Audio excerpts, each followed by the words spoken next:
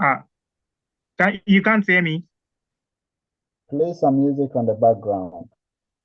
I'm I'm playing the music. You Or you can still you can't hear? No, I cannot hear.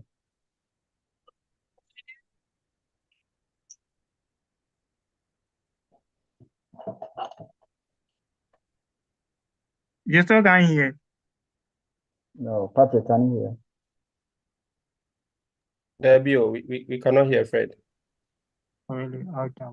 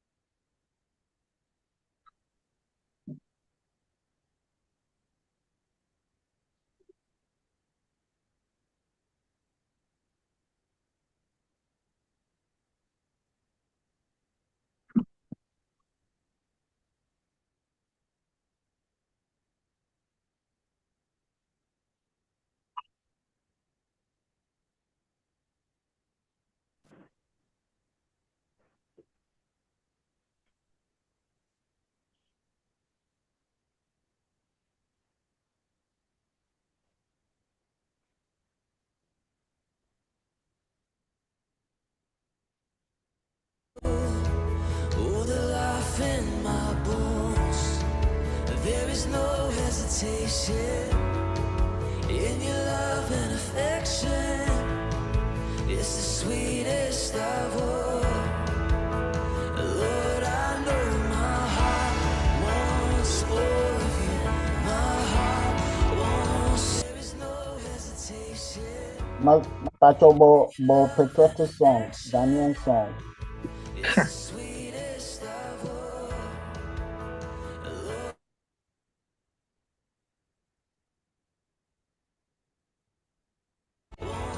There is no hesitation. Pacho, patriotic song, Ghanaian song. Pacho, patriotic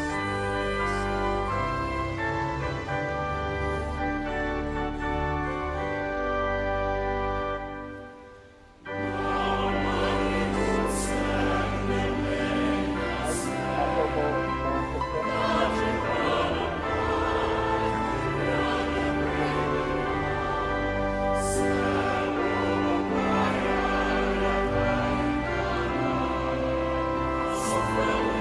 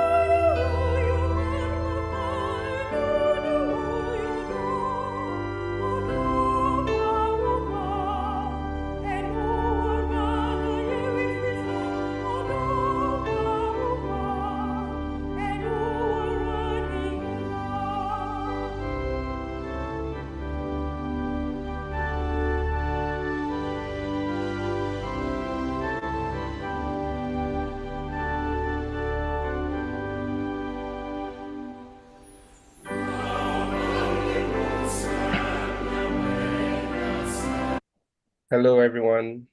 Can you all hear me, please? We can hear you. Yes, please. Can you please let us see you turn on your video? Oh, You can, so that we can see your faces. This is going to be an interaction night. So please turn on your videos if you can. We appreciate it. And if you could also use your names,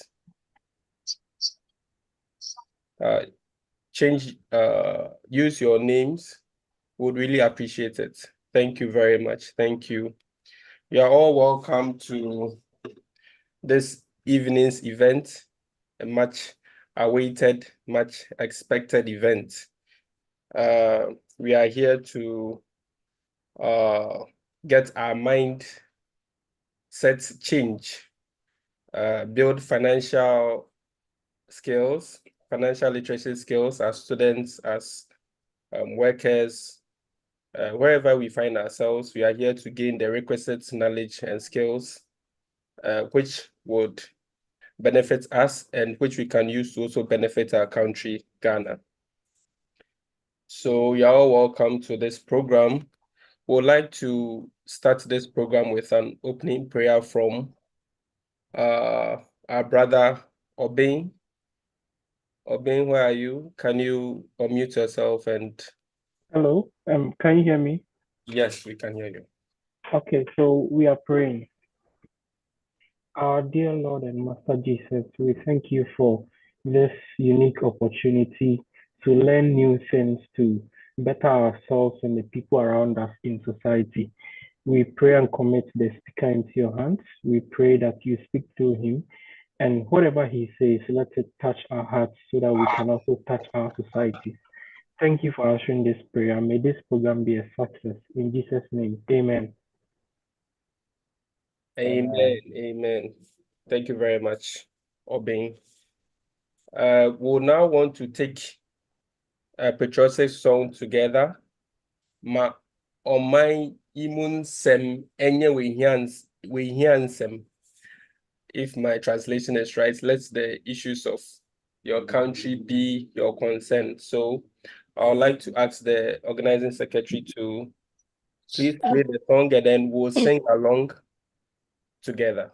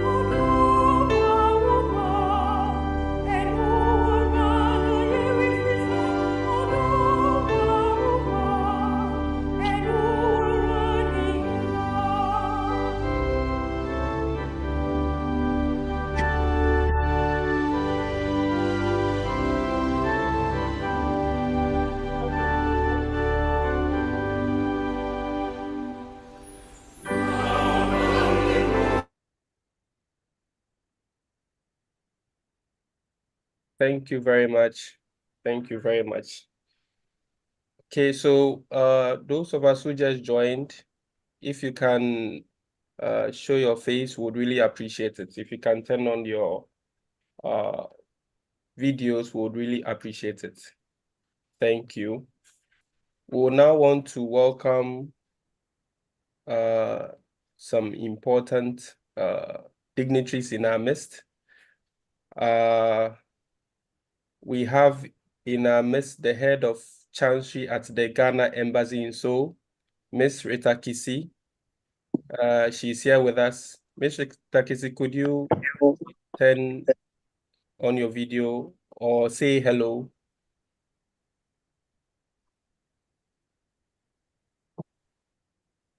Miss Rita is under the weather, Oh, okay. so she's on the platform, but she may not be able to say hello.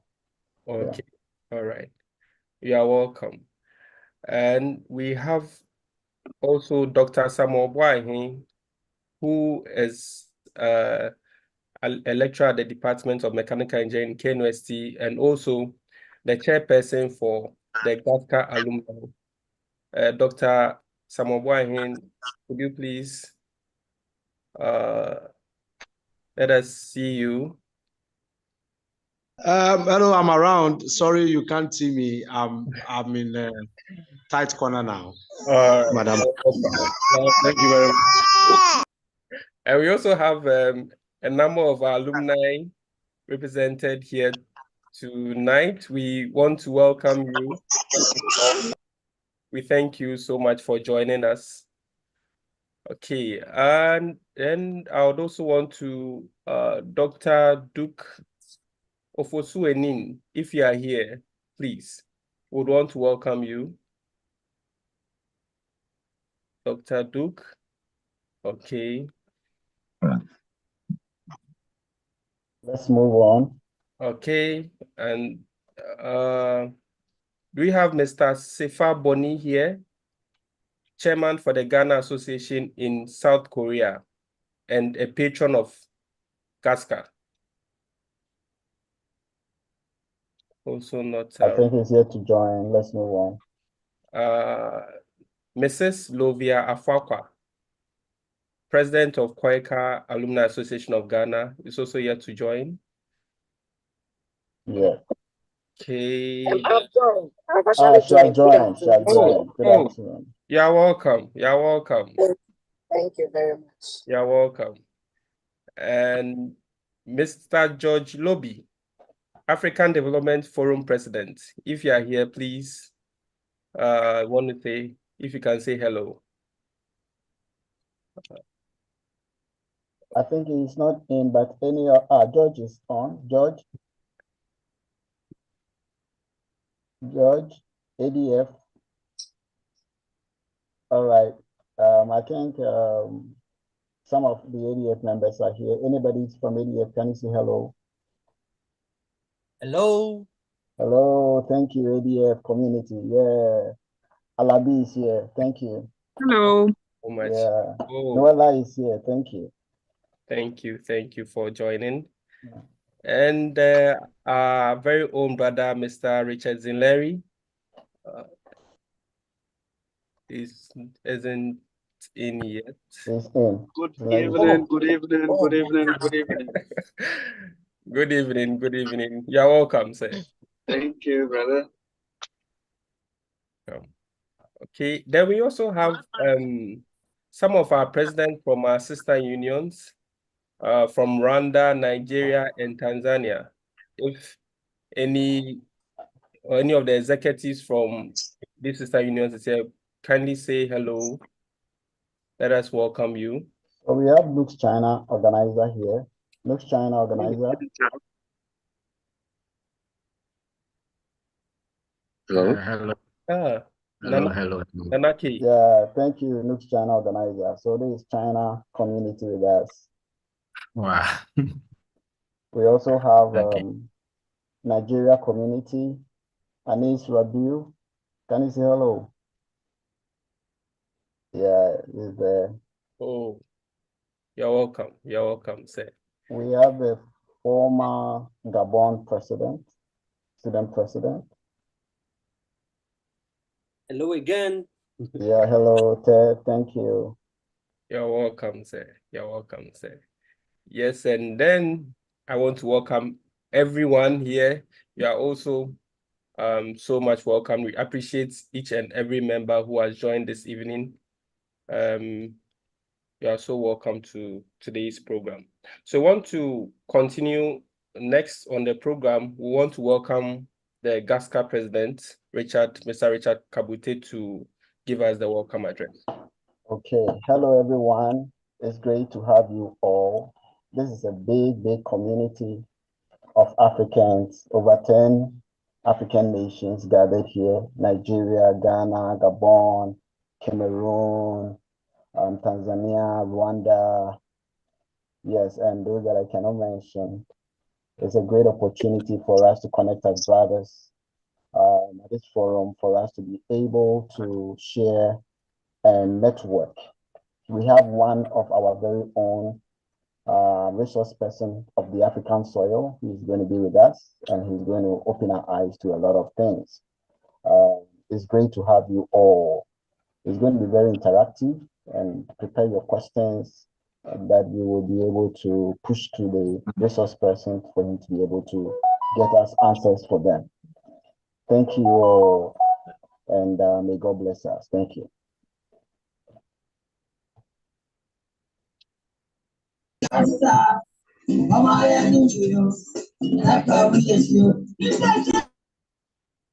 Hello. Yes. Okay. Thank you very much, GASCA president. We would now want to introduce our guest speaker. Oh, sorry. Oh, before that, Miss Rita Kisi is here. Mr. Ristakisi is here.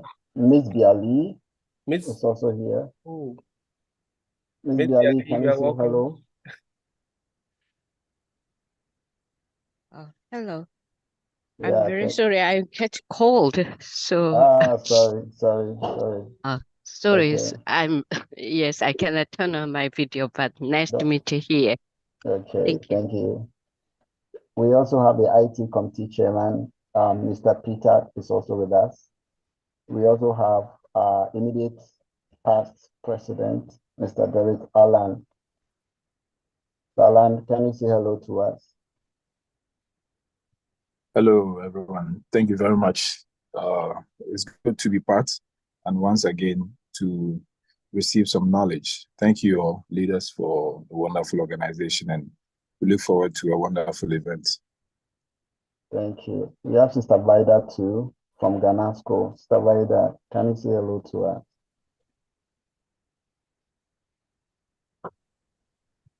Thank you for joining. Yes, Nux China, I see a lot of them. Thank you for coming. Nux China, yes. Patrick, over to you. Thank you very much. Miss Rita Kisi is under the weather. We wanted some any remarks from the Ghana embassy, but I think we would move on. It's now time to introduce the guest speaker. And to do that, I'd want to invite Deborah Martins, if she's here, to do the Deborah is the regional rep for Ghanaian students in Korea in Daegu. Hello everyone, can you hear me clearly? Yes, we can, Deborah. Okay, so our guest speaker for today is Mr. Kwabena Obinna, and he's an entrepreneur. He went to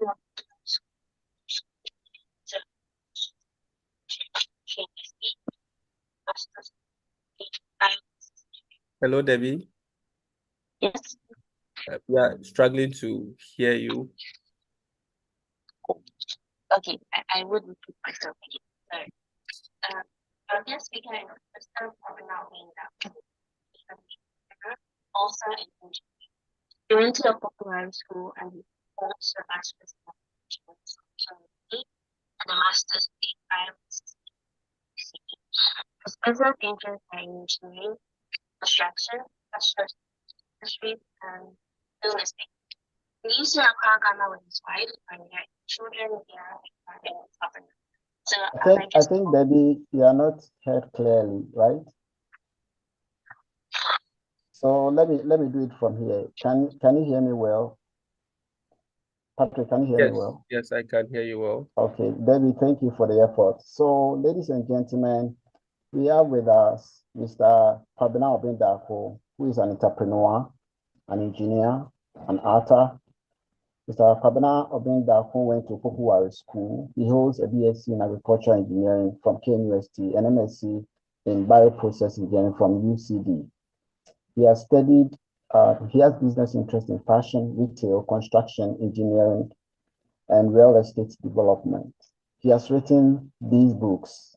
1, Perspectives, how to develop the mindset to start and build your own business. 2, Streamline, how to teach yourself money. 3, Resilience, how to develop courage and strengthen as an entrepreneur. 4, Unlimited Opportunities, Entrepreneur's Booklet. 5, African Advantage, becoming a positive, productive African. 6, Self-investment, personal development and growth for long-term success. 7, Financial intelligence, financial systems for financial freedom. Then 8, Financial Freedom Book. He has been on many radio and TV stations to share his thoughts on such topics. He has also a YouTube and Facebook channel, Obendako, where he shares an African dignity, entrepreneurship, financial education, personal development, real estate, etc. He lives in Accra with his wife, Mary, and children. Ladies and gentlemen, on this note, we humbly welcome our resource person, Mr. Obendako. Thank you. Your audience are here. I will ask if Fred can pin him so that he will be big on the screen for all of us. All right. Can you hear me? Yes, please. All right. Okay. Thank you very much, Mr. President, and thank you all the other dignitaries who have been invited and students as well. It's a privilege to be here. And Richard, you contacted me some time ago, and you talk about your organization. Sometimes I think of the same. Going back from maybe Popuwari School or Kwame Nkrumah University, completing and looking into the future. I come from a background where my father is a teacher, my mother is a nurse, and they just happened to be a good student. So I went to secondary school and university. But when you look into the future at that time, when we look into the future, what was it? Was it employment? Was it getting visa and getting out of Ghana? What was it? As I talk now, if you talk to Ghanaian students, if you go to our universities, I can tell you that almost everyone would want to get out of Ghana, go on further education, or look for somewhere to live. Many of our mates who completed university, maybe half of us still live outside the continent. I think the knowledge that you need to be able to live here and carve out something for yourself, I think is more than what we are given in our universities or in our schools. And so the bits and pieces that I happen to study by myself, on my own, is what we have used to build the businesses that we have built and to share the things that we know. And those are the things that I would draw your attention to. These are not thermodynamics or heat transfer or English or calculus. These are things that you need for life, to my mind, to the best of my knowledge. And so as a young African, I think one of the best things that I happened to study was the fact that I should know my history. And that history was the history that will make me confident and bold and positive as an African, and not feel like it is negative or hopeless to stay in my country and live life. It is that kind of education that will not say that the American visa that you have is an opportunity. Or if government does not give you a job, it means that you have no future. That kind of history. So I happen to study a lot about that. And it corrected some form of miseducation that all of us have been subjected to. Because many times I think that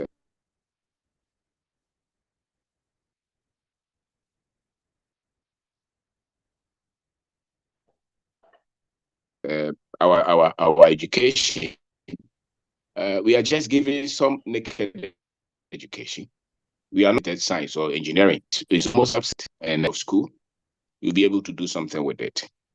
I think the confidence is key, that the identity is key, the positivity is key. And if it's not in the school, at least the time I was there, then you must put it in yourself.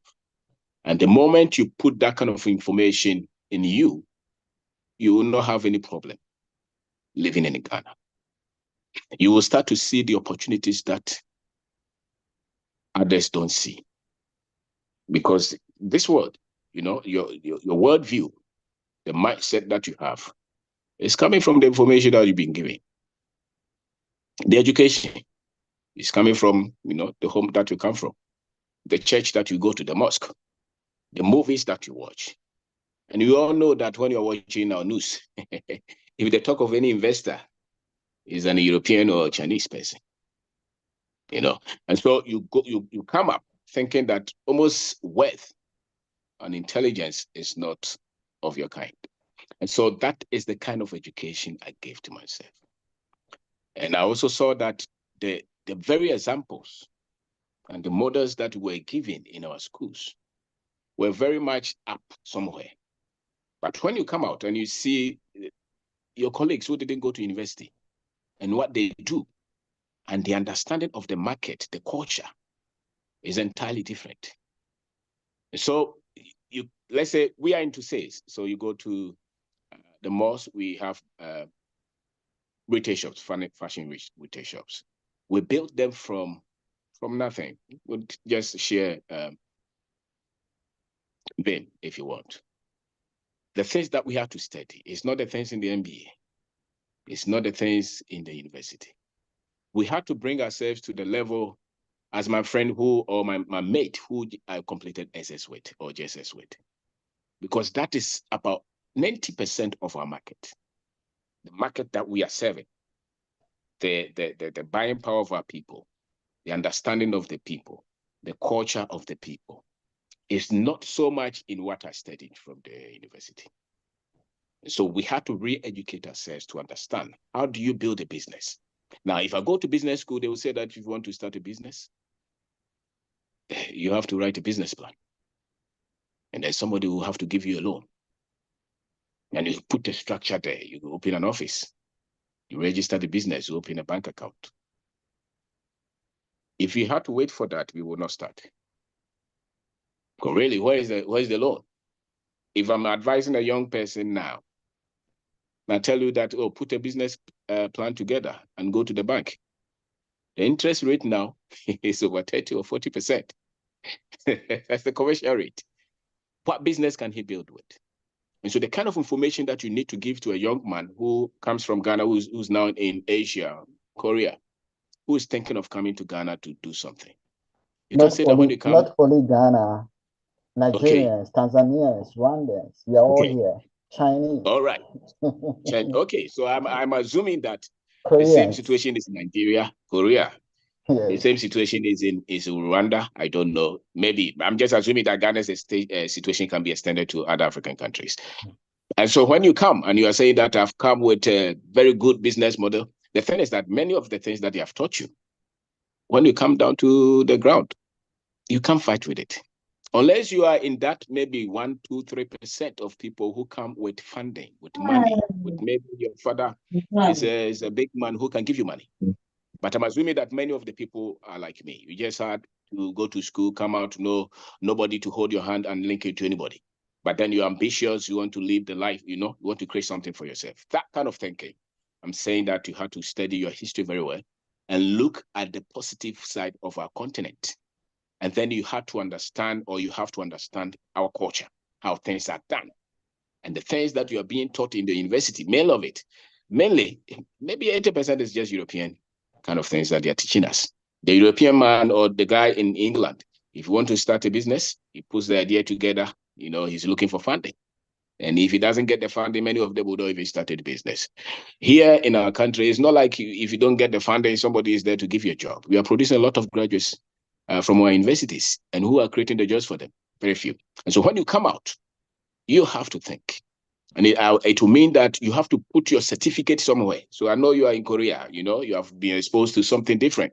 So when you're coming back to Ghana, that is if you want to come. When you're coming back to Ghana, you are coming with this, grand idea that I'm going to build this multinational and I'm going to write a business plan to the bank. Maybe the government officials should hold my hand and link me.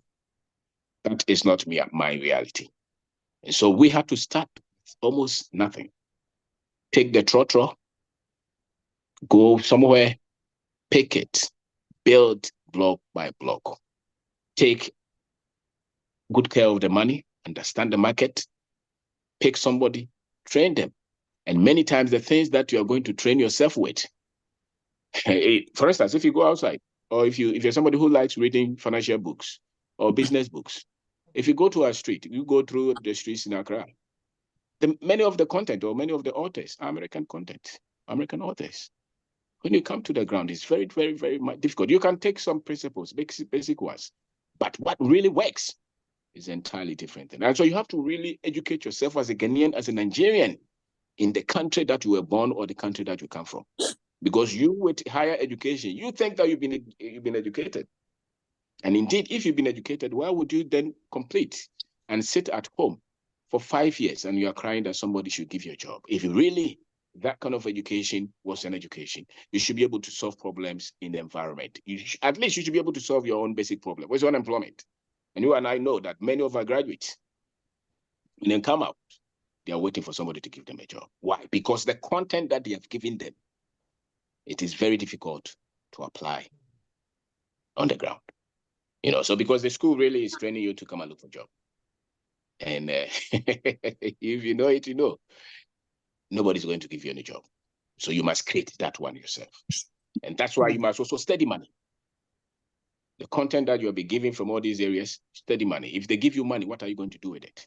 Do you know how to make money? Do you know how to save money? Do you know how to even multiply money? If they give you 100,000 now, what are you going to do with it? Money, for instance, is like a farmer. You give maybe 1 cup of maize to a farmer. If he knows how to farm, come back 2 years' time, that 1 cup of maize is now maybe $3 or $20. But there's a work between the cup and the 3 or the $20. He has to be somebody who is focused. He has to have the right tools. He has to go and work, sweat, and believe that what he's doing will work.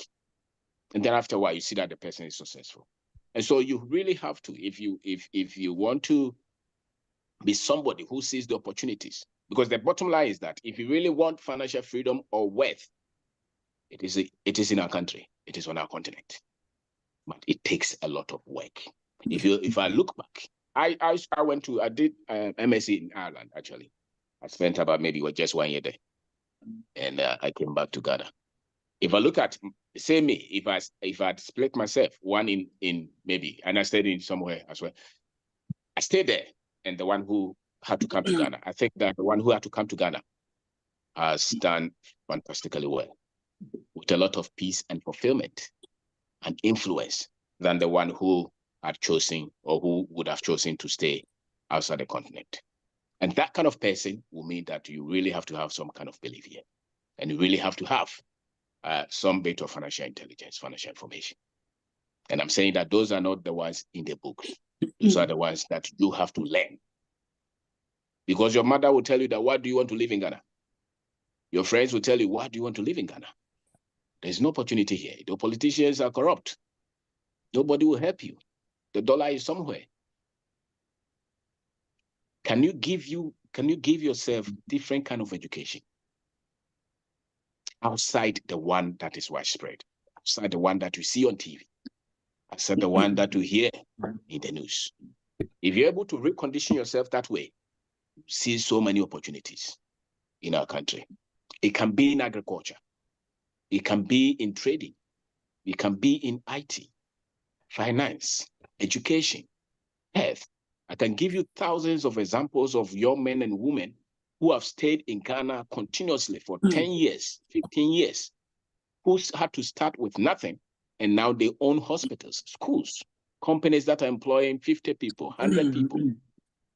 And I also see the same group of people, our colleagues, who opted to stay outside the continent, who virtually work, and the only source of income is their salary, and who may have to even be supported to buy a house there or to buy a car there. And so that kind of information, you really have to give to yourself, or you really have to go to people who are doing it. Other than that, you say that there is no opportunity here. And that is what the people say. But if you go to the banks in Ghana and you go and see some Chinese guy, he's wearing Chalawati slippers, he's in shorts, and he's built business in Ghana.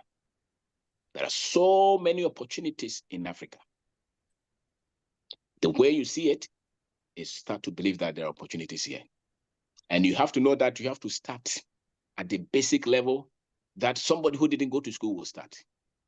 If you're thinking of starting, let's say, what we call provision shop, or you know, like you go to England, it's Tesco or something like that, you may have to start on your table, on a table in front of your house, with maybe one sachet of water. That's the level that you have. And give yourself some kind of vision, goal, to say that this one I'm going to do, maybe it's going to take me about 10 years for me to see it. And really, if you're going to build any wealth or business, it's not 1 day, 2 days. There'll be so many challenges and troubles. You will fail. There'll be so many disappointments, but it's worth it. You give yourself 10 years. If it doesn't work, add another 5.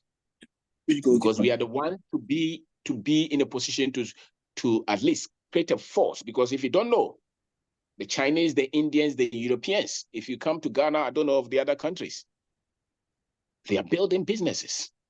And those of us, the Ghanaians who we send to school, higher education, they're looking for employment or visa. We need to turn that to say that if you complete school, stay to pay your price. We need our people to create wealth. The obsession with job and salary is not going to create wealth for our country and our development. Is it going to be easy? No. Are you going to win? Obviously. That is, if you have the ability to stay with the process until it works. So there's a lot of resilience that you have to develop. You have to be somebody who is very tough. Greatness is not for the weak. You don't beg into greatness. You can't have the mindset of a victim to say that I want to win. It doesn't work like that. And so that kind of education is what you have to give yourself if you want to come to Ghana and to build wealth. I can guarantee you, if you stay there, it will not be much. But if you come here, the space is unlimited. But many people would disagree that where do you want to go? Especially now that they say the economy is tough. But at the same time, people are creating a lot of wealth. What's the secret? The secret is that they have given themselves different kind of education. So it takes a lot of effort. You have to really invest in yourself. The first 5 years, 10 years, you really have to invest. And some of the areas you really need to invest is knowledge. Study, read, stretch your mind. If you want to go into agriculture, for instance, you have to really read, search, and you have to come with a method that works on the ground, not the one in the book. The method that will get you the results. If you want to go into retail, it's the same way. If you want to go into finance, anywhere you want to go, what is it that works? Because I think that in Africa, the knowledge that really works is not put in our schools. The knowledge, that's why, I mean, if you look at Ghana, many people who have been able to build industries without any government support or any external support, look at their background, because they carry a certain amount of information that is not really put in our school that much, if there is any. And so that is why you would have to educate yourself constantly. Study the culture, be in the culture, understand the culture, how we do our things, I think that that's how everybody is actually educated. The Europeans have put their culture, the way they do their things, they have put it in their schools. I think that the Chinese and all those guys have put the way they do their things in the school largely. The Africans, the way we do our things are not in the school. The way we do business, the way we heal ourselves, the way we anything that we do, the way we marry, all those. So there's something we call informal, and there's something that they have told us to, call it the formal. And many times the formal is just purely European approach. And that's why if you put a graduate there to say, go and start a business, it comes out with a lot of excuses because the knowledge that really works is very far from it. And so you have to give yourself a different kind of education. You have to understand money. You have to know that if you want to create wealth and you want to start business, you really don't wait for somebody's loan to start your business. The little that you have, go into it. And you don't have to be shy. You don't have to have everybody to agree with you. It doesn't have to look nice. You don't have to even have an office. Just have to start something, do something.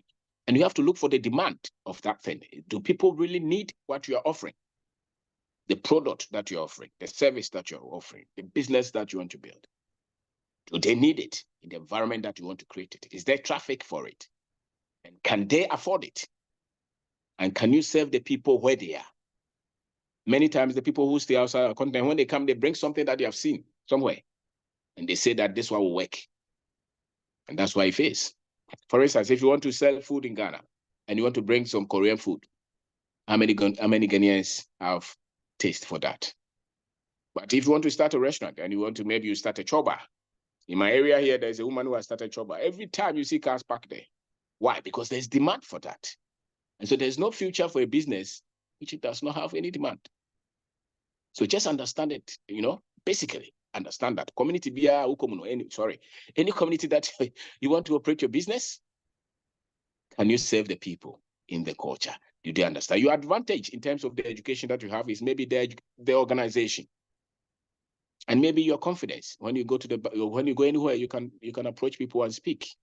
I think that's the advantage that you come with. But in terms of you starting at a state where it does not look so nice, many times your friends will question you.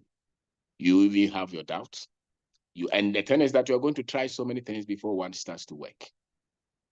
And so if you fail in the first one, it does not mean that you have failed. It only means that you are still in the lab. You are testing.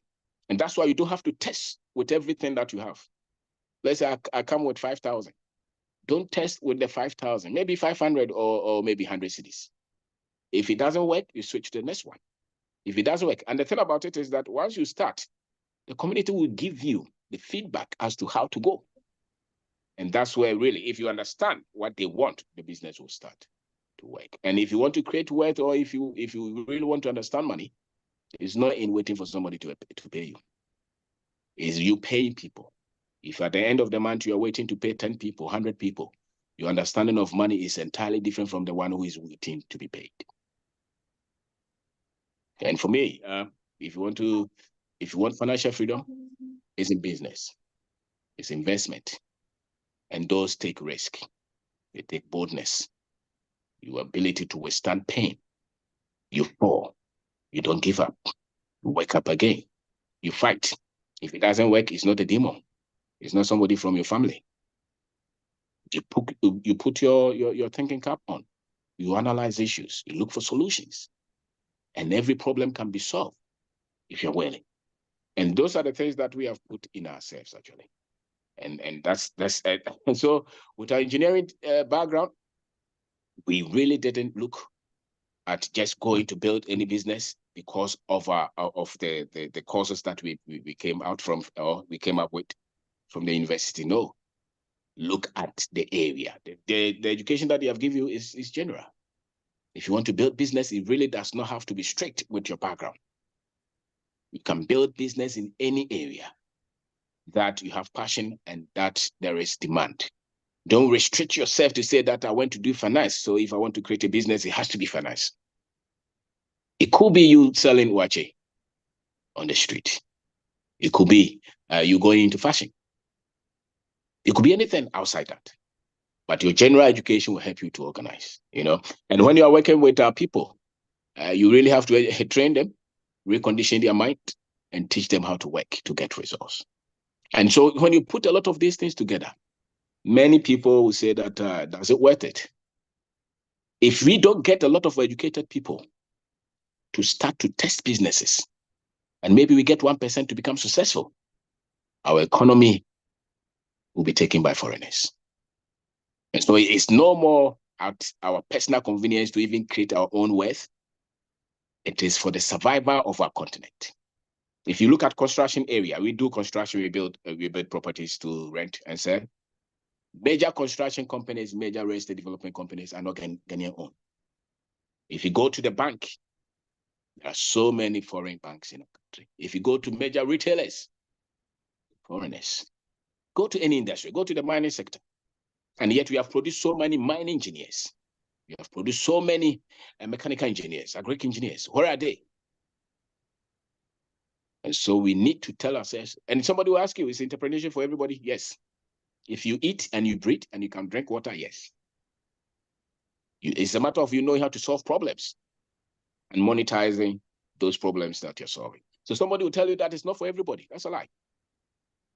As a matter of fact, if it's for Africans, it's for everybody. Why? Because it's the way that we will develop. Many of our people believe that once politics is good, it will develop us. Politics cannot develop us. It will just make them, some people vote for somebody. But those who develop, look at China.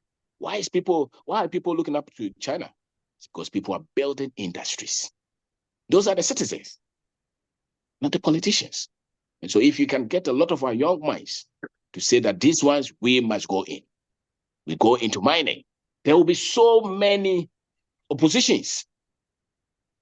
Sadly to say, colonization is still in existence. A lot of our people still want the white man to be in charge, not us.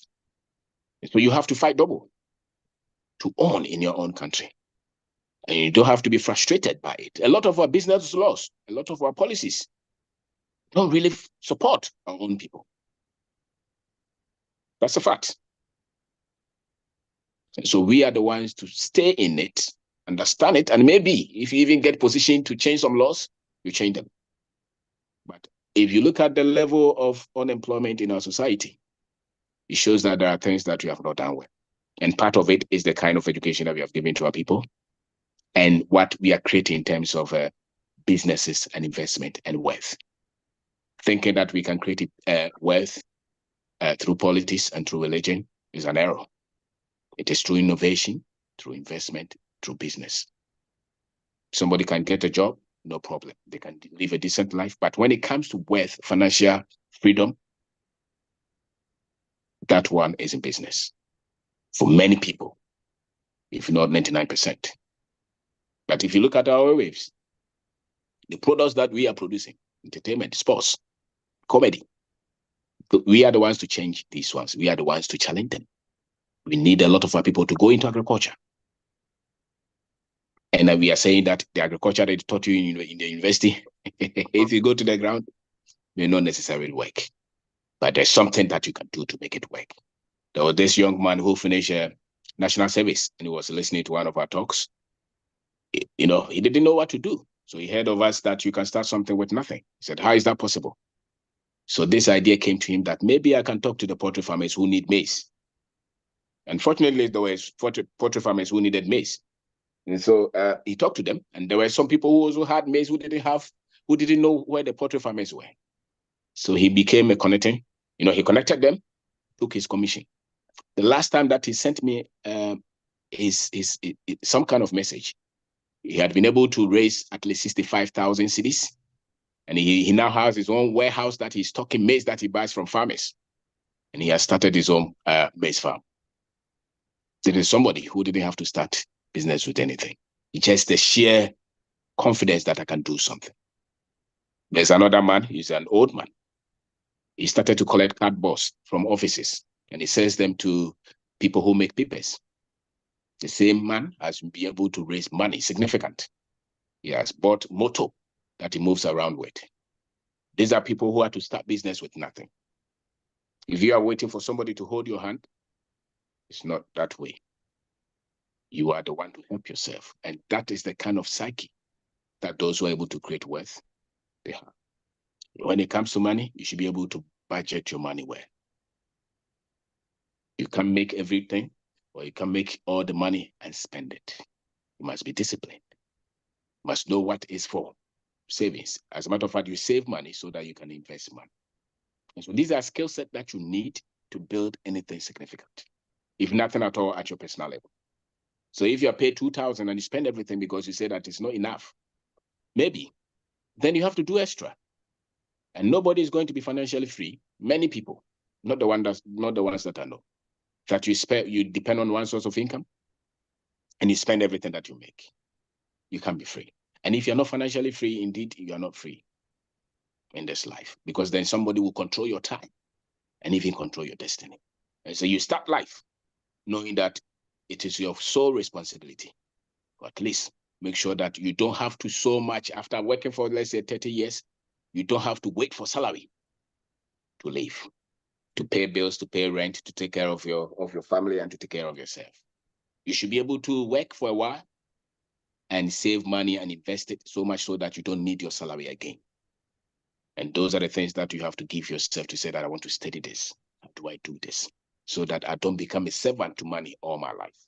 Many people go through pain in life for the fact that the money that they make is not enough. And yet we live in a lot of blessings. There are so many things that you can do in our country or wherever you are to be financially free. But it starts with the right kind of financial education. So you have to say that, no, there is an education about money. They will teach you the calculus and all those things, but to teach you money, because once you have financial freedom, then you really have freedom. A way to engage people is to control their source of income. That's why, when they want to control Africa, what do? Now they're using debt.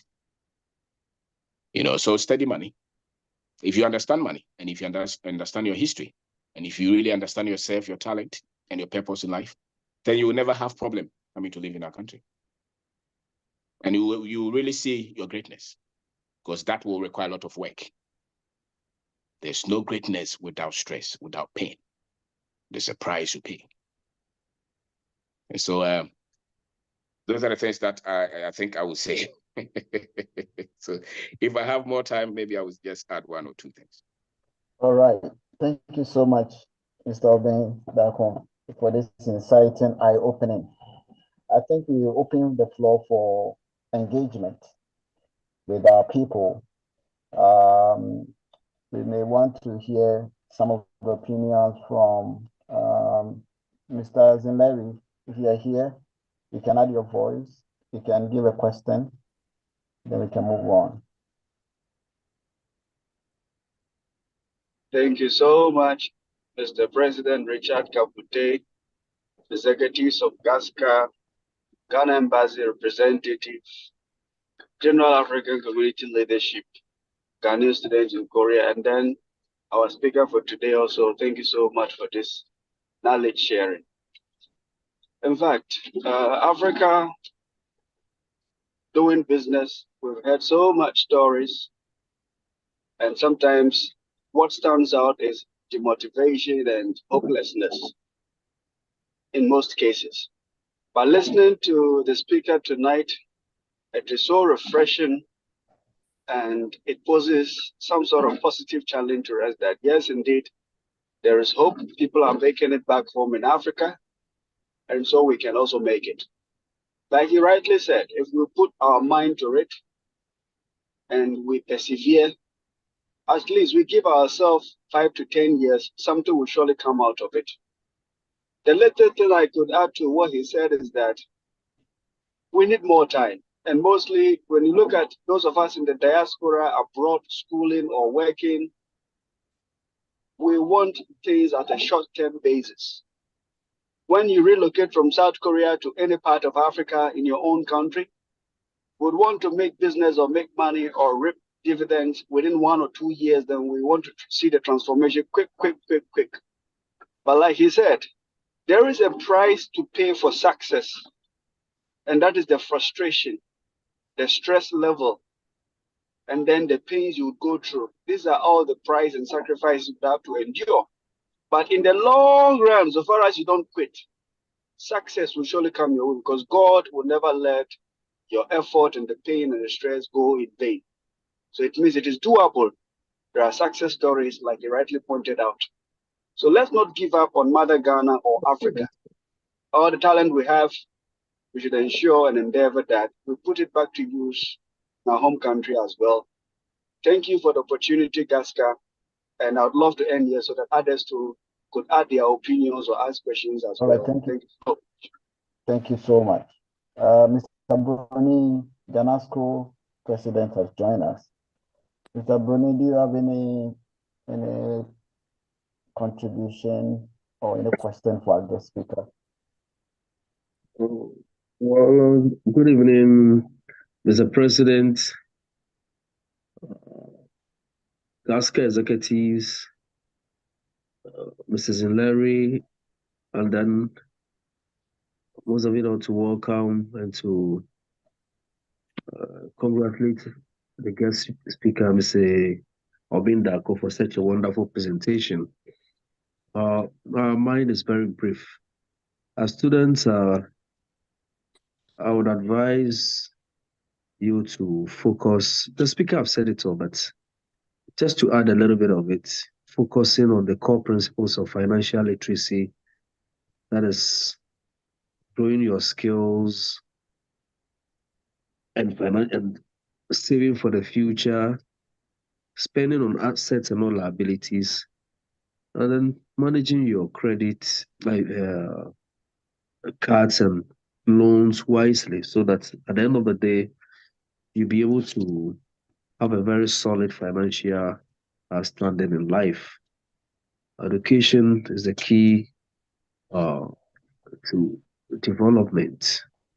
And one of the aspects of it is to be financially literate. And so the executives of GASCA, you did very well by choosing such a topic for the speaker to touch on. Once again, thank you very much. And I believe strongly that we must have all learned something very important from this presentation. Thank you. Yeah, thank you so much, Mr. Bruni. Any question from any of our participants? Question for our speaker? You can unmute your mic.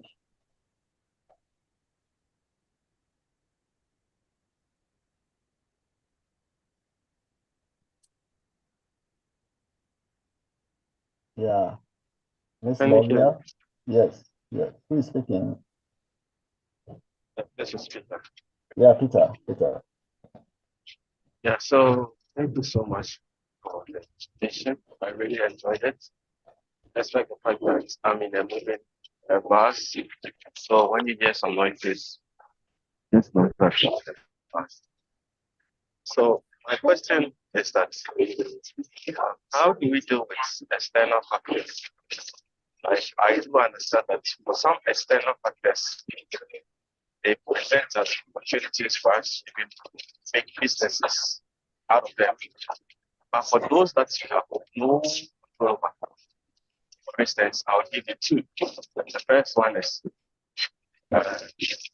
you starting a business and having to deal with people who usually say order from above, like government institutions or people who attack you based on your political affiliations or your out of jealousy, your greed.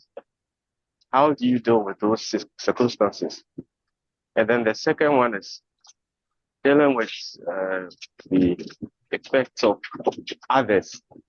In this case, let's talk about Galamsey, where people do illegal mining. And you and I bear to the fact that this illegal mining is affecting our water bodies, it's affecting our food.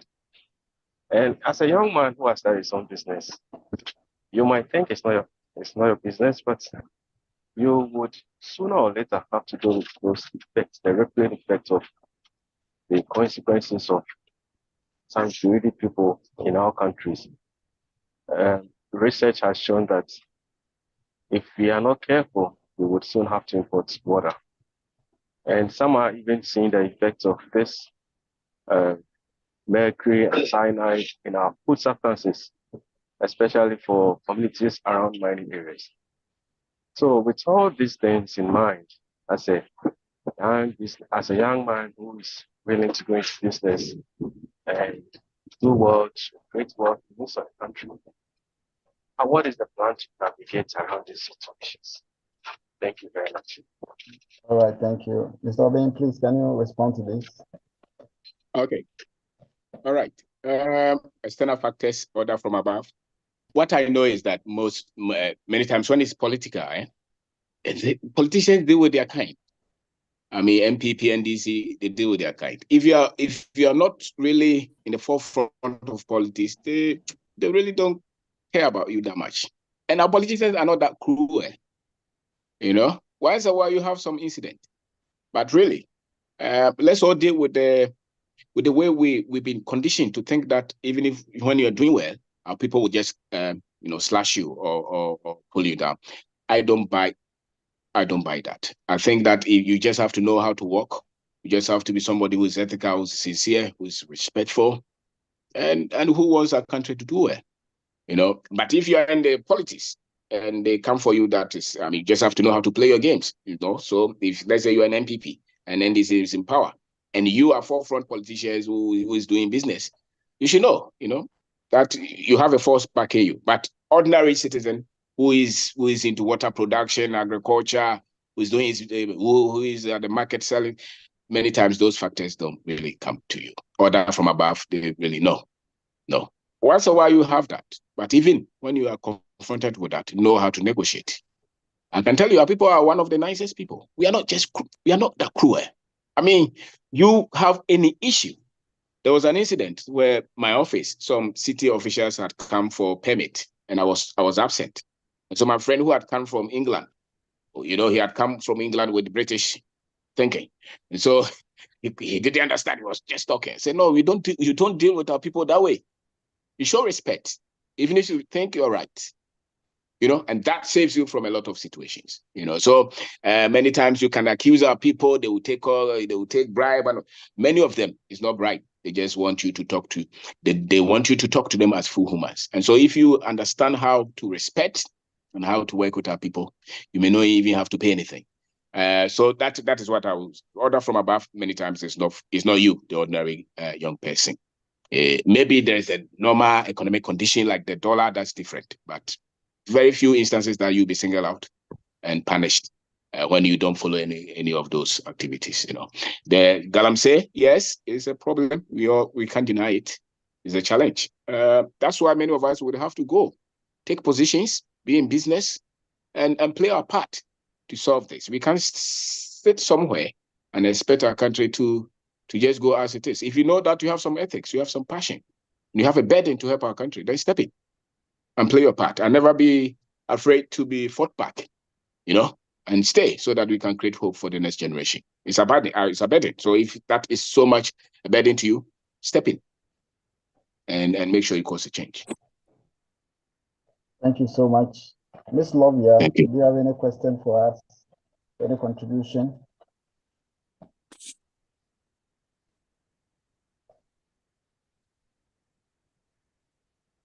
Okay, Vivian, any question, any contribution? No, please. All right, Charity, any question, any contribution? Let's go. Yes, Tavaida, any question, any contribution? Thank you so much, Mr. Richard Kabuke, the Vice, and all the GASCA executives. And thank you so much, our guest speaker, the person of Mr. Obeng. Thank you so much. My own is not a question of mine, but my own is just encouragement. GASCA people are just doing a great job. In fact, you are doing an incredible job in South Korea. We really appreciate your effort. All that you guys are doing, in fact, the Ghanaian community in South Korea, we are seeing it all. All that we are saying is that God will take us to. We want more of this program every 6 months or every 4 months. So my own is just to encourage you guys to bring us more of this. Mr. Openda God will bless you. So thank you so much for your time and then your energy spent on us. God will bless you. Thank you, Sister Vida. Sister Vida is a great woman here helping the Ghanaian community. God bless you. Mr. Zineri, okay, Seth, you have a question before Mr. Zineri comes. Seth.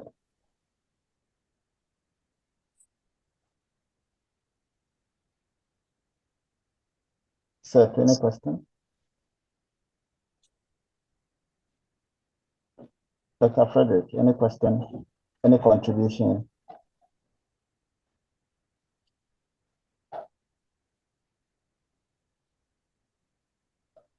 Okay, Mr. Zineri, make it snappy.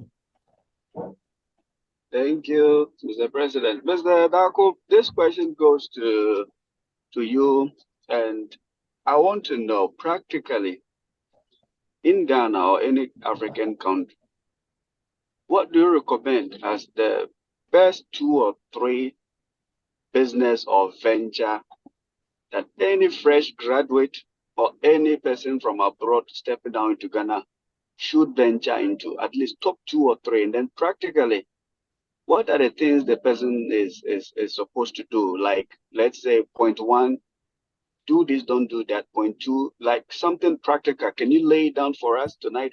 If we could get that practical knowledge as well, probably our diary will be rich tonight. Thank you. All right. Okay. Thank you, sir. Thank you. I think if I'm a young graduate moving back to Ghana, I will not go into production right away, no matter the area. Yes. I will go into selling to understand the market, to understand what our people want, to understand the pricing. So any area in selling, even if let's say I want to start a poultry farm, I will not go into poultry farm directly. I would rather go into maybe selling the eggs or maybe selling the chicken to understand what the market wants, at what price, and how to compete before I go into poultry production. Because many times people will spend a lot of money to focus on businesses that they don't see money for, let's say, a whole year. So the little money that they have on them, they pump them in these. And these businesses are for people with funding. So if you're like me, you don't have any source of funding, then I would say that just go into something that you, just with a little setup, you can see money coming to the business the next minute. That way, your ability to sustain the business and stay in business is very much. So I would say trading or selling any product in your community. Some people are selling plastic bucket. Some people are selling, in provision shop. Some people are into construction area, selling cement, iron rods. Those are all areas that you can. What is key is you understanding yourself and understanding the market. So that's one area that I would say, if you don't have so much money, look at that. And don't go and start with low. Don't go and start with low. It's dangerous. Even when you put your money in, you can still lose.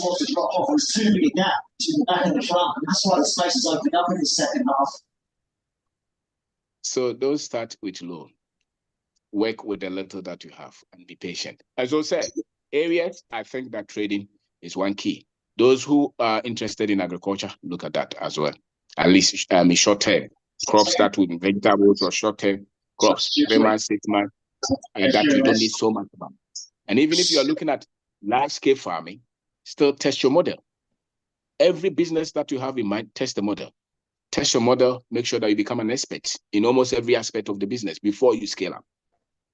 It's always, you can really, I want to go into 100-acre farm, no problem. But at least start with 1 acre, 2 acres, harvest. Know who you are selling to before you go in with a lot of equipment, machines, and blow it up when you don't even understand the people that you are going to sell to. So that, agriculture is one, trading is one, real estate needs a lot of money. But finance area, giving money to women in the market, if you understand that, it can also work. Some people are very good with the IT sector, but mainly where many of our people, if you look at the level of economy, this is where many people would have to start. And then with time, they can go to the second phase, which is, maybe production. So I would say that trading in anywhere in your community can easily work out. All right, thank you so much. Let's hear from Nukes China, our sisters community from China. Pat, Patience, anything from China? Hello, please can you hear me? Yes, yes. Atiwa East, after this, All I'll come to right. you. Yes. Thank you, Mr. President. I'm so delighted to be here. Yeah, so on behalf of the National President of Nukes China, greetings to all GASCA members. So it's an interesting topic that is being discussed, and it's general. As you mentioned from the beginning, irrespective of where Ghanaians are located, especially Ghanaian students all over the world, there is that fear of returning back home because one, we don't know what awaits us back in Ghana, especially when watching the news and you know how bad the economy is, and you know that there is no job. You don't know if you go back, you're going to get a job or even start something and succeed in it. But our speaker today has actually encouraged us that fear is there, but we should be able to be deal with it, be confident that we have to start from somewhere. Because if we are waiting for other people to create the jobs for us to be employed, then we will get more unemployed youths in Ghana, and our economy would never grow. And we see the examples where we are, that people, for instance, I am here in China, and most of my colleagues here can see how the Chinese people start something, irrespective of how small it is. They start very small, and by time you see that it becomes big. But we want to have that pride as youth to start something on a large scale at once, because of the pressure from our peers, and the fear that we are going to be mocked at if we start on a small scale, especially with the fact that we've traveled abroad and we come back and we're coming to start something on a very low scale.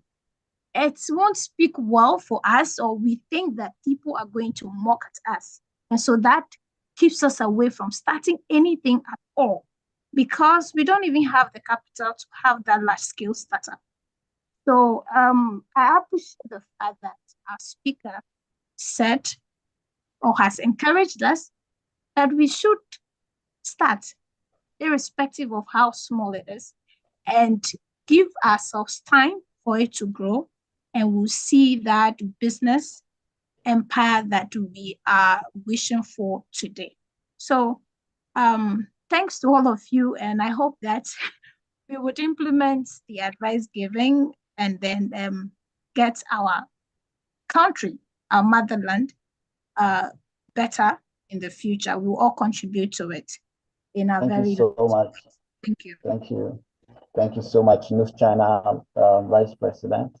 We have Anis Rabiu from Nigeria community, please. Do you have any questions you have anything to say to our community, a word or two?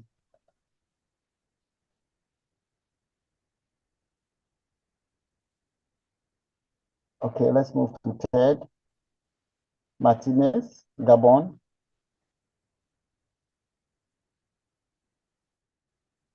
Did you hear me? Yes, yes. Yes, I think for the moment, if it is for questions, so I want to hear everyone first and then get more knowledge, and then I will come back again. All right, thank you. You're welcome. Yes. So any question, Nawa?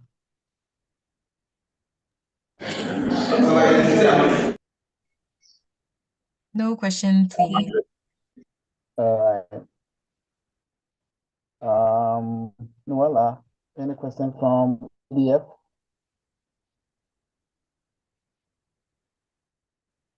Okay, Peter, make it snappy in 1 minute.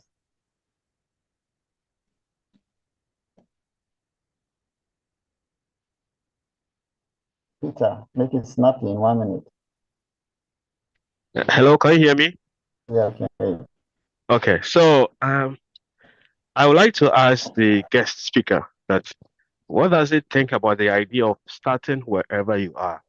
At least we shouldn't take the time to wait till we get back to our countries before we start something. What about starting where we are, and then we can progress by, going up with the skills that we have attained from where we are. Even if it's a small business that you can start from where you are, you can scale that to your country. I don't know what he thinks about that. Thank you. All right. Pat, do you have anything to say? Yes, I have a question, please. Yeah, be snappy in 1 minute. Okay, sir. So my question is, does he believe in the theology that entrepreneurship or business is not cut out for everybody? All right. So, Mr. Obeng, over to you. Starting wherever you Okay. are, or is All right. business, it's not for everybody. All right. So starting where you are, yes. I think with internet as a tool, yes. Whatever business that you can do somewhere, go ahead and do it. And after all, you learn some skills. Not everything can be transferred, but at least you learn some things. And so, yes, you can start wherever you are. And after all, if you make money, it's still money, because wherever you are working, maybe. So yes, I think it's a good thing to start wherever you are. Entrepreneurship is for everybody.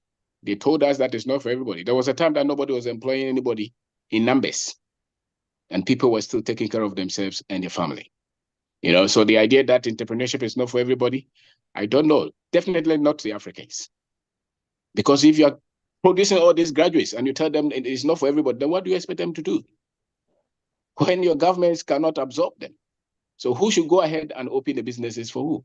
I think it's what if you can work for salary, there's some bit of business you can do. I've seen so many people who have gone into retirement and now they are starting something.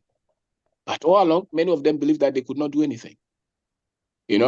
Teachers who are opening schools, doctors who are starting Uber businesses. If that theology, as you call it, is maybe were true, then I wouldn't see pensioners trying to do something. At what point did that change? So I think it's more of a mindset. And if you can learn that, you can do something as little as it is. All right, Jonathan, any question? Thank you, Mr. Obeng. Okay, we have Mr. Ted. Pastor Ted, any question?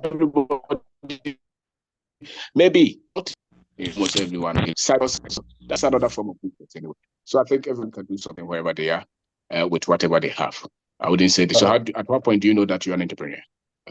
So yes, that's my thinking. All right, thank you so much. Thank you so much. Pastor Ted, any question?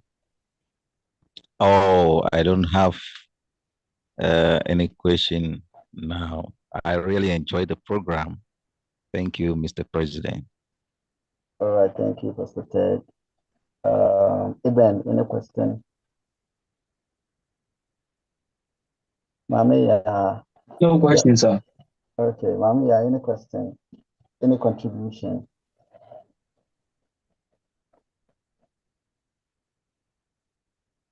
Kingsley, any question, any contribution?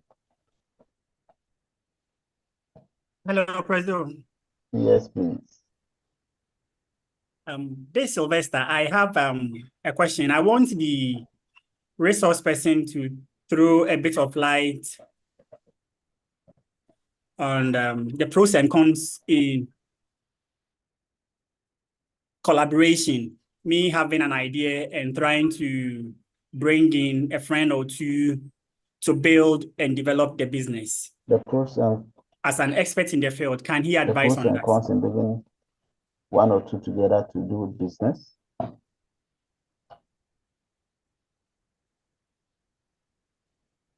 Is that a question? Okay.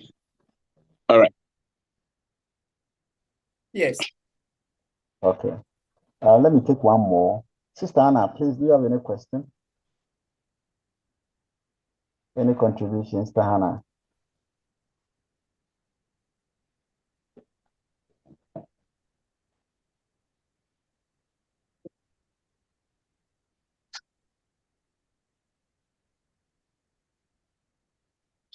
Yeah, Crystal, any question, any contribution?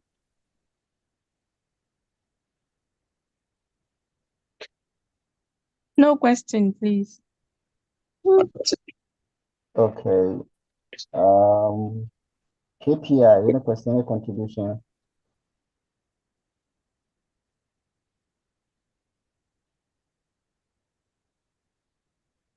All right. So, Mr. Obin, please, collaborating with Okay. friends, what are the pros and cons? All right. I think you should look at their heart.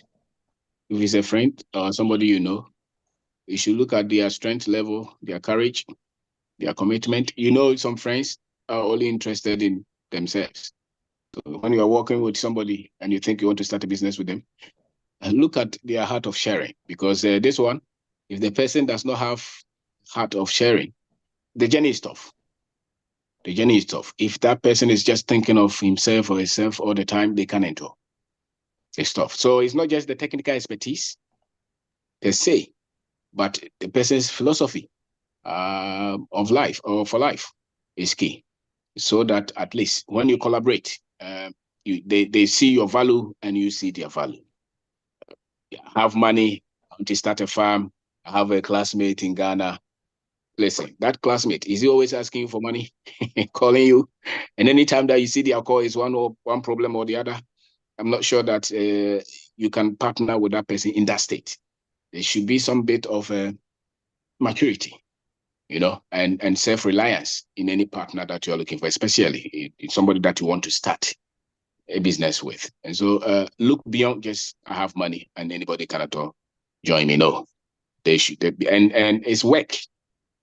Never forget that it's work. So look for those elements so that you can partner. Because if the person does not have values, ethics, and the business even does well or is doing well, once you're outside somewhere, they can say that everything is for them.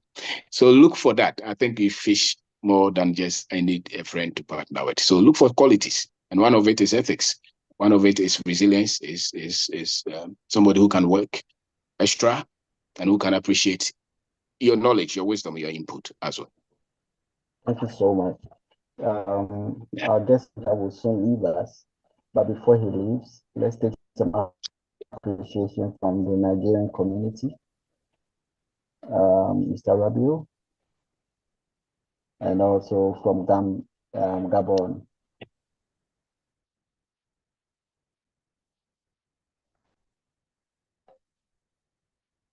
Mr. Ted Martinez. Yes, I'm still there. So okay. All yeah, right. Thank just you. how we come back. All right, thank you. So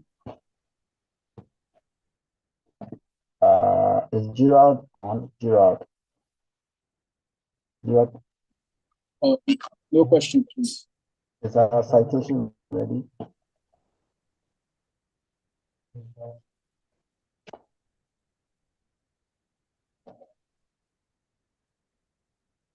Yeah, Gerald, if our citation is ready, you can let us give Gerald access to share screen.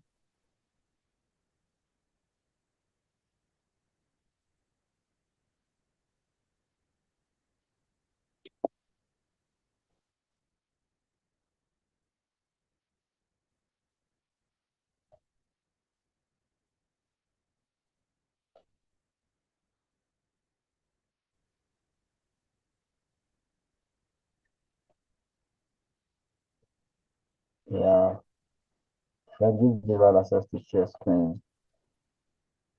we have a little appreciation for Mr. Obeng Darko. On May 1st, he's having a program at Silverbird Cinema in Accra Mall. So those of you who are in Accra, please go to that program. It's going to be a great one. Sylvester, you're in Accra, please go. Lovia, please go. All those in Accra, Charity, please go. It's going to be a great time. All right. Gerard, are you ready?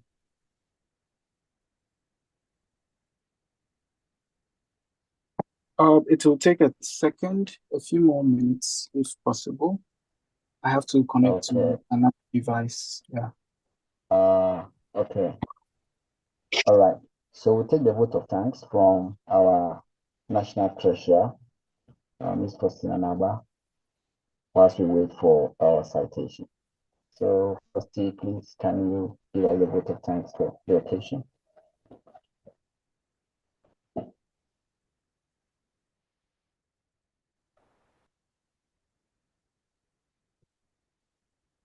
Hear me? Yeah, we can hear you. Okay, thank you. Thank you very much, everyone. Thank you, Mr. Governor Obeng Darko. Thank you all for coming. Thank you for sharing your time and your rich experience with us. Thank you, Mr. President, the Vice, all GASCA executives. I want to say thank you to everybody who made time to join. I hope you'll be able to put into practice the things we have learned here. And I would like to say that always remember that even though Ghana is for you or Nigeria or wherever you come from is your country, but you have to fight twice in order to own it. And also remember that investment is for everyone. So you should try. We should just try it. And we shouldn't go with big capital, but we should start small by small. Thank you all for your time. Thank you, the executive, for putting this program together. Thank you very much. All right, thank you so much. Let's see if we can have the citation on the screen for Mr. Obeng Darko. It's very, very expensive, but he decided to treat us for free, and we have to thank him so much. Gerard, can you share screen?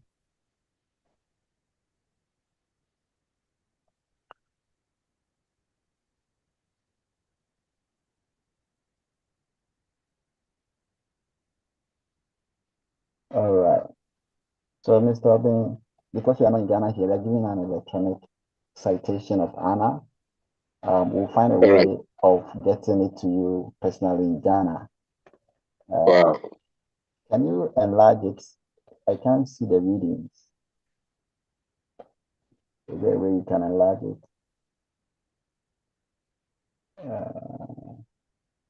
So on behalf of the Ghanaian Students in Korea and Associates, GASCA, we are delighted to present to you with this citation of honor, acknowledging your outstanding contribution to the, I cannot see it so well. Can you enlarge it a little? Okay. Could I read it directly? Okay. Yes, you can read it directly, please. Okay. So on behalf of the Ghanaian Students in Korea and Associates, we are delighted to present you with the citation of honor, acknowledging your outstanding contribution to the progress of our beloved nation, Ghana, beloved nation Ghana. As a distinguished entrepreneur, author, and business leader, your innovative spirit and entrepreneurial ventures have significantly contributed to Ghana's economic growth and prosperity. Moreover, your literary works, imbued with wisdom and insight, have not only captivated audiences, but also served as a source of inspiration and knowledge for countless Ghanaians. Through your entrepreneurial endeavors and literary achievements, you have exemplified the values of diligence, creativity, and excellence, enriching our society with multifaceted ways. As an organization dedicated to nurturing individuals who possess skills and ethics necessary for Ghana's development, we express our heartfelt gratitude to the profound impact of your entrepreneurial ventures and literary contributions you have had on our community. May your endeavors continue to illuminate paths of success and prosperity, inspiring generations to come. Yadawase. Thank you so much, Mr. Obeng. Thank you so much. Wow. Wow. Thank you very much. Thank you. It's an honor. Thank you. We'll get you the citation in Accra, Ghana. Yes, sir. Thank you. So on this note, we say goodbye to everybody. We'll see you later. God bless you all. God bless you.